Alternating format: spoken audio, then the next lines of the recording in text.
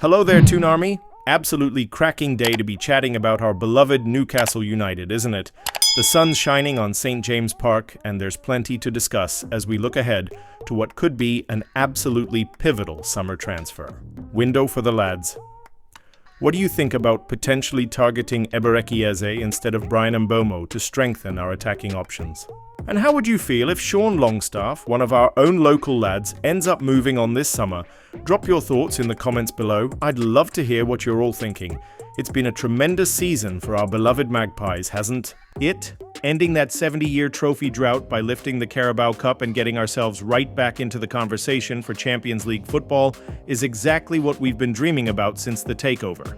Eddie Howe has worked absolute wonders with this squad, but as we all know, standing still in the Premier League is the same as going backwards. We need to strengthen if we're going to cement our place among Europe's elite. The transfer rumour. Mill has been working overtime lately, and one name that keeps popping up consistently is Brentford's Bryan Mbeumo. The Cameroonian forward has been on Newcastle's radar for quite some time, and for good reason.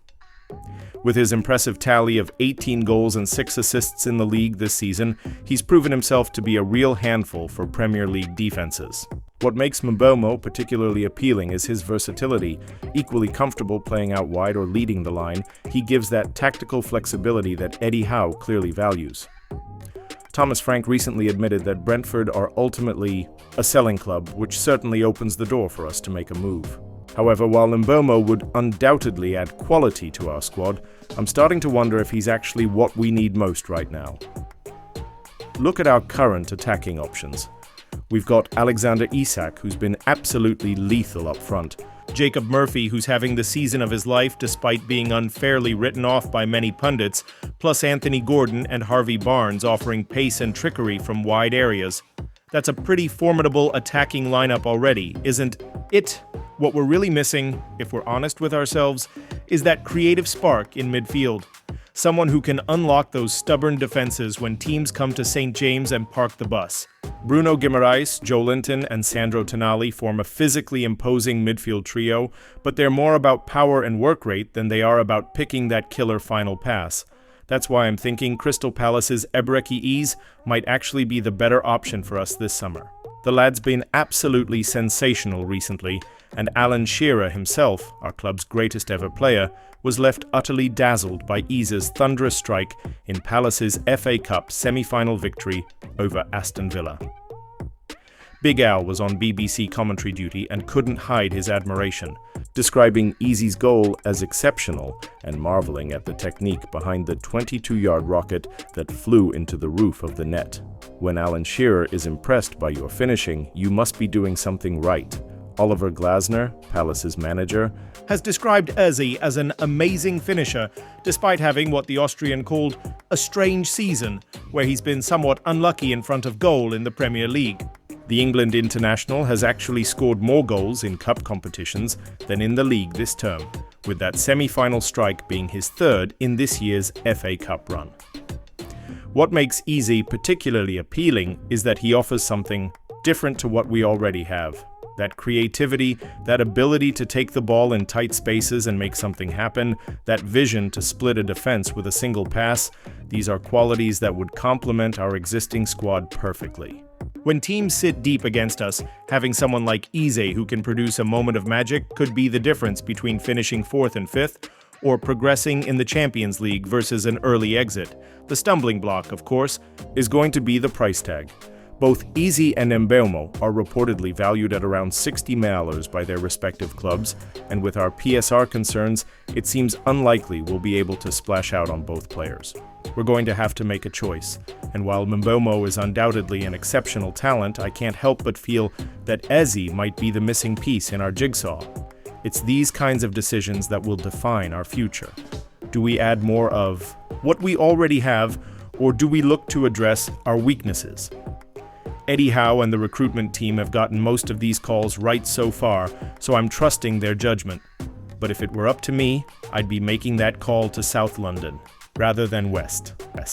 The second topic I wanted to chat with you all about today concerns one of our own, North Shields-born Sean Longstaff. It's been a challenging season for the 27-year-old midfielder who finds himself at something of a crossroads in his Newcastle United career. From being a regular starter in previous campaigns under Eddie Howe, Longstaff has become an increasingly peripheral figure, with his last Premier League start coming way back in early December. It's a situation that's prompted plenty of discussion among the Toon Army, and Eddie Howe's recent comments have only added fuel to the fire. When asked about Longstaff's future, the gaffer essentially suggested that the ball is in the player's court, saying, "Sean has a contract for next year, so the control is very much in his hands in terms of what he wants to do with his long-term future."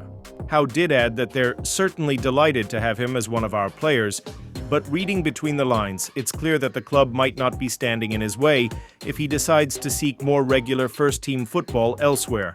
What's particularly telling is that Longstaff hasn't even made it off the bench in our last two matches.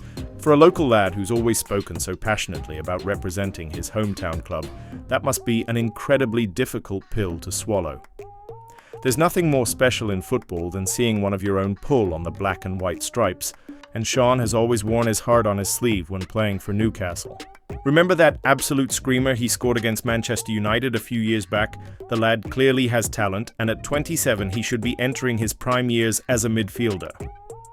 From a business perspective, though, you can understand why the club might be open to offers this summer. Longstaff is entering the final year of his contract, which means he could potentially leave for nothing in 12 months' time. As an academy product, any fee received for him would count as pure profit in PSR calculations, something that could prove absolutely crucial as we look to strengthen the squad while remaining within those frustrating financial constraints. Interestingly, when questioned about whether he needs to motivate Longstaff given his lack of playing time, Howe was pretty direct. "I don't think I have to motivate him. I shouldn't have to motivate him. He should motivate himself. He's here, representing the club that he loves, so there should be no issue with motivation."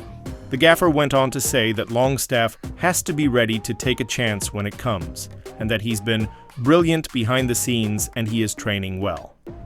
It's a tricky situation all round, isn't it?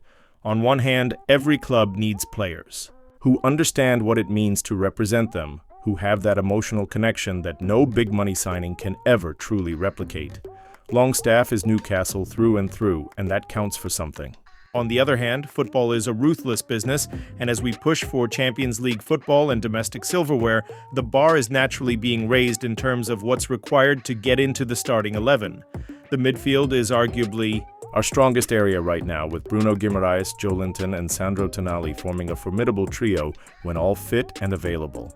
Young Lewis Miley has burst onto the scene this season too, despite his injury issues, and looks like a tremendous prospect for the future. Where does that leave Longstaff in the pecking order? I suspect that much will depend on how the summer transfer window plays out.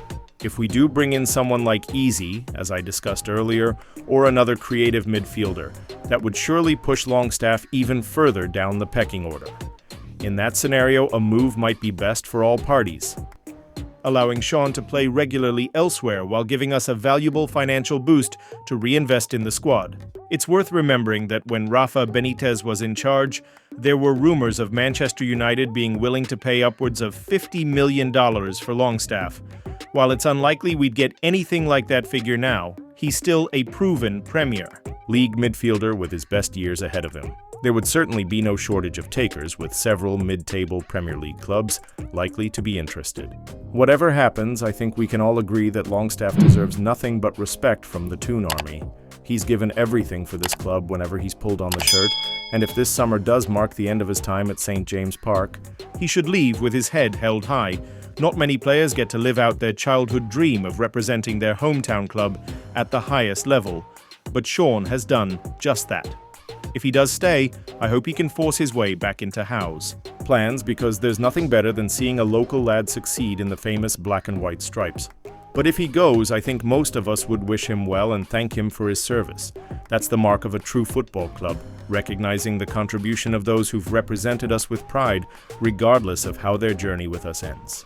Well, that's all from St. James Park for today, lads and lasses. Keep supporting the best team in the world, and I'll be back with more updates soon. Remember, through thick and thin, we'll keep the faith and keep supporting our beloved Newcastle United. How are the lads? Lads. Well, that's all from St. James Park for today. Lads and lasses, before I sign off, I just want to say a massive thank you to each and every one of you who tunes into this channel week after week. Your support means the absolute world to us, and it's your passion that keeps this community thriving. Whether we're celebrating a glorious victory or picking ourselves up after a tough result, having the best fans in the world alongside us makes everything worthwhile. This channel wouldn't exist without your incredible loyalty, your thoughtful comments, and your unwavering dedication to the black and white stripes. So from the bottom of my heart, thank you for being part of our Newcastle United family. Keep supporting the best team in the world, and I'll be back with more updates soon. Remember, through thick and thin, we'll keep the faith and keep supporting our beloved Newcastle United. Away the lads!